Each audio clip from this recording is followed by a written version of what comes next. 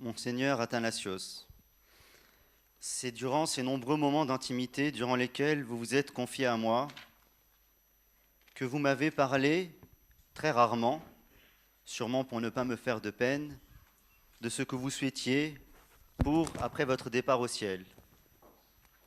Et vous m'avez demandé que je fasse votre éloge funèbre. Mais qui suis-je, moi, si petit, si insignifiant, pour faire votre éloge à vous, si grand, si important? Choisir ce qui est petit, discret et faible, plutôt que ce qui est grand et fort, c'est finalement l'histoire de votre vie. Car votre vie tout entière a été une leçon pour nous tous. Aussi, c'est en témoin privilégié, vous ayant accompagné depuis ma naissance, que je vais aujourd'hui tenter d'en révéler les 3 vertus principales. La première, qui viendrait à la tête de tous ceux qui vous connaissent, est l'humilité. Mais qu'est-ce que l'humilité? Est-ce que l'humilité, c'est cette fausse modestie qui refuse les honneurs qui nous reviennent pour ensuite nous en faire prier? Non. La modestie, celle que vous nous avez enseignée, c'est de ne jamais se sentir supérieur humainement aux autres. En effet, vous aimiez reprendre à votre compte les paroles de saint Augustin. Pour vous, je suis évêque, avec vous, je suis chrétien. Vous avez toute votre vie, et jusqu'au dernier instant de celle-ci, eu le souci de ne jamais déranger personne.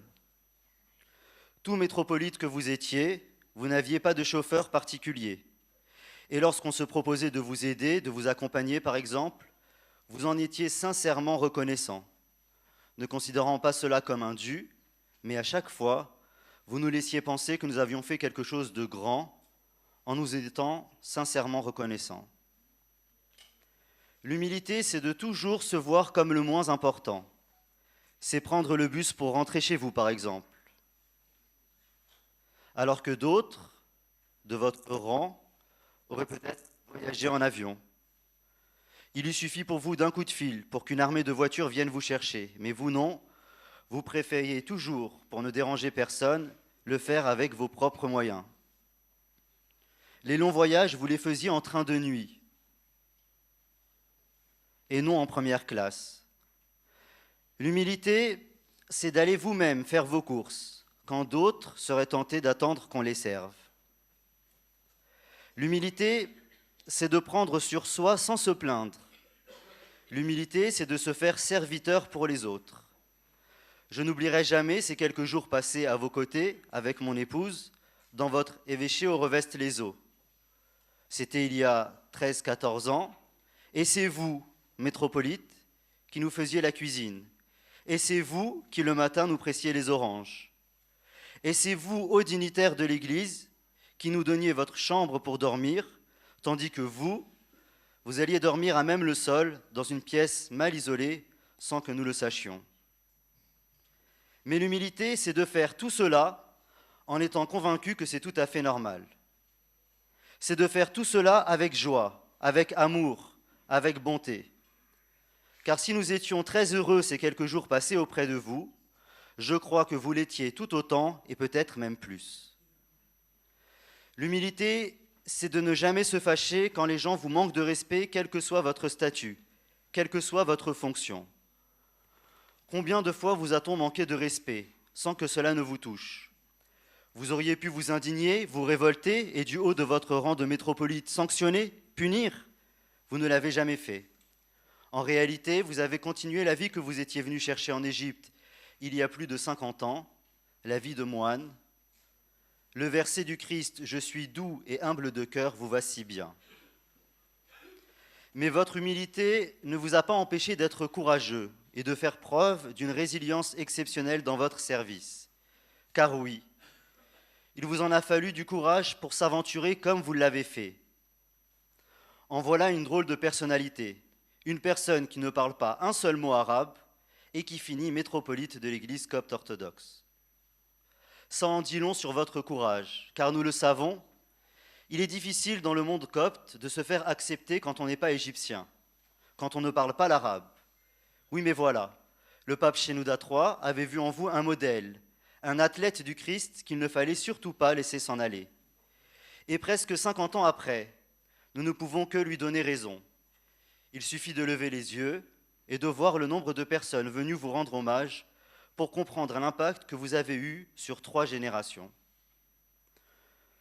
Dans votre jeunesse, vous êtes tombé amoureux de la spiritualité copte orthodoxe. Vous avez été convaincu par la pureté de la foi de notre Église.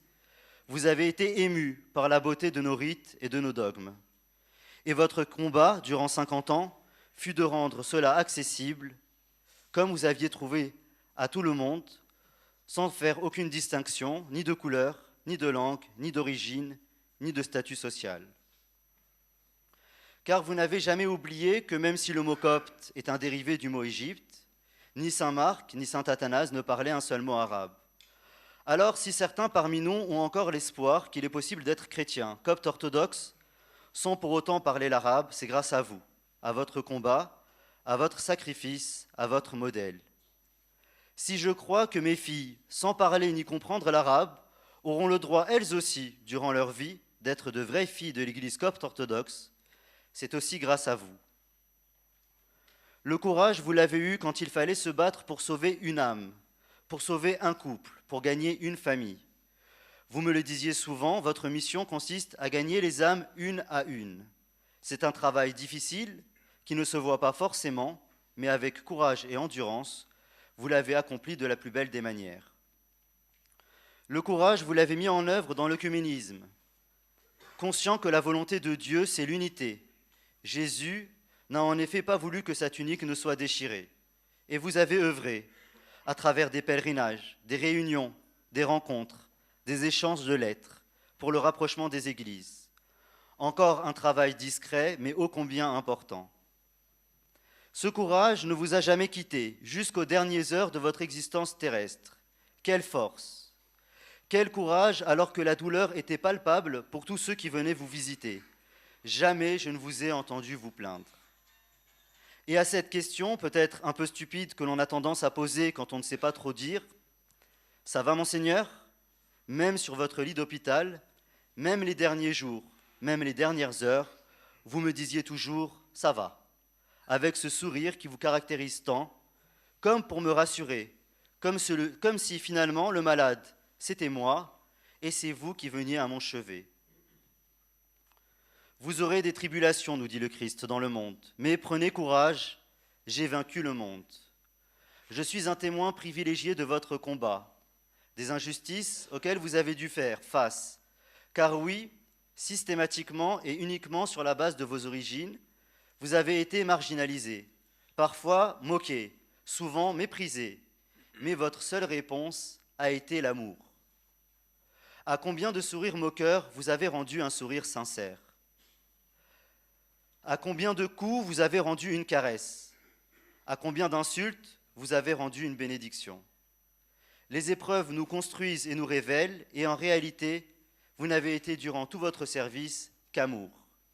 L'amour, voilà la dernière vertu que je vais évoquer. Car nous le savons, toutes les autres vertus seraient complètement inutiles s'il n'y avait pas l'amour. Mais l'amour, ce n'est pas des mots, ce n'est même pas des gestes. L'amour, c'est un sentiment, et comment l'exprimiez-vous cet amour? Par votre attitude. Tous ceux qui vous ont connu, tous ceux même qui vous ont côtoyé ne serait-ce qu'un petit moment, ont compris une chose, c'est qu'à vos yeux, ils étaient importants. Car oui, vous avez été capable de donner une réelle importance à toutes ces personnes en même temps.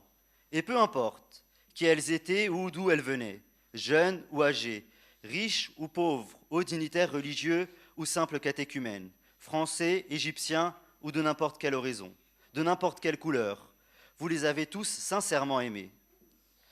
Vous avez donné tellement d'amour autour de vous que toutes ces graines que vous avez plantées ont aujourd'hui germé pour donner de nombreux fruits. C'est simple, quand j'étais à l'hôpital, à vos côtés, le téléphone n'arrêtait pas de sonner. Mais si cela n'est pas surprenant, le plus surprenant reste à venir.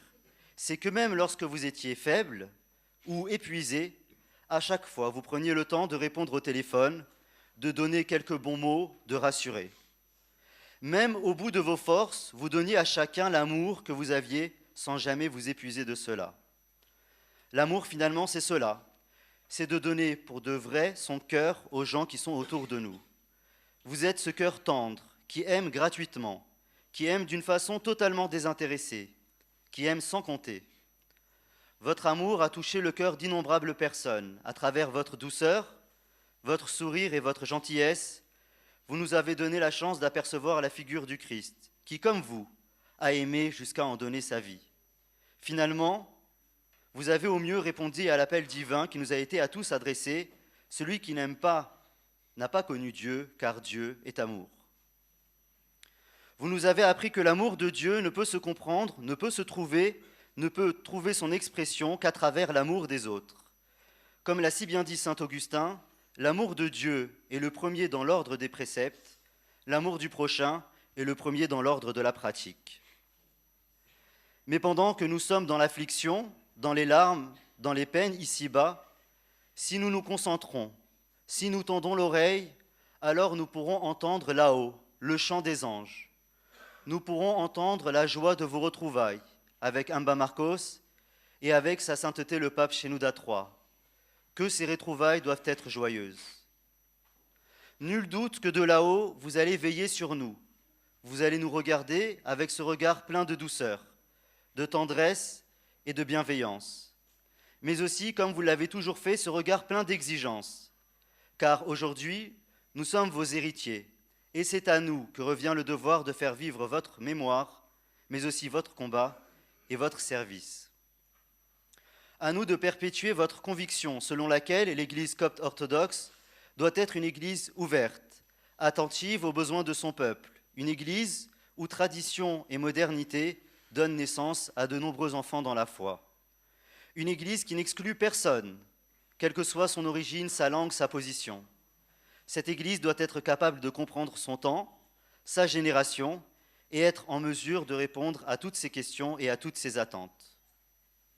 Alors nous nous engageons ici devant vous à vous rendre fiers chaque jour, à faire en sorte que votre travail de 50 ans n'ait pas été vain, que cette Église copte orthodoxe de France, ouverte, accueillante, aimante, soit chaque jour plus forte, plus belle et plus resplendissante. Votre sourire restera gravé à jamais dans nos cœurs. Et puisque vous ne cherchiez sur terre ni gloire, ni honneur, nul doute que tout cela vous a été rendu dans le ciel. Que Dieu nous console de votre départ au ciel, qu'il nous donne la paix, la force de surmonter votre absence et surtout, qu'il nous permette de vous rendre fiers en étant les dignes héritiers de votre message. Je finirai avec cette citation de saint Paul, qui vous correspond parfaitement en cette heure-ci. « J'ai combattu le bon combat. J'ai achevé la course. J'ai gardé la foi. Désormais, la couronne de justice m'est réservée. Monseigneur Athanasios, métropolite de Marseille, Toulon et de toute la France, que votre mémoire soit éternelle.